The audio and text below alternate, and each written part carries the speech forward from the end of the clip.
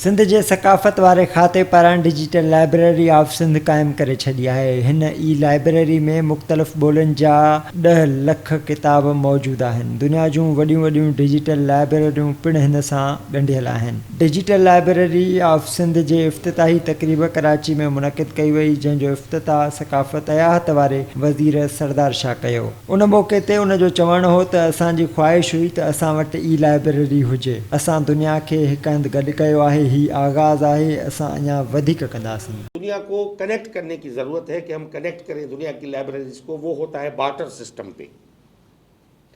वो इस तरह है कि हमने जितने पाकिस्तान में इदारे हैं जो हमें एक्सेस दे रहे हैं, या हमारे पास जितनी पब्लिकेशंस हैं, हम उनको एक्सेस दुनिया को देंगे और दुनिया से हम एक्सेस लेंगे कि ये मुश्तरका सी एक चीज़ है जहाँ पे हम इसको एक बाहिमी इस उसूल के तहत हम आगे बढ़ेंगे तो हम इजीली एक्सेस ले सकेंगे। उन मौक़े ते आर्ट काउंसिल कराची जो सदर अहमद शाह, सेक्रेटरी कल्चर अकबर लगारी ऐं ॿिया मौजूदु हुआ। कैमरामैन वकार शेख सां इम्तियाज़ अब्बासी, सिंध टीवी न्यूज़, कराची।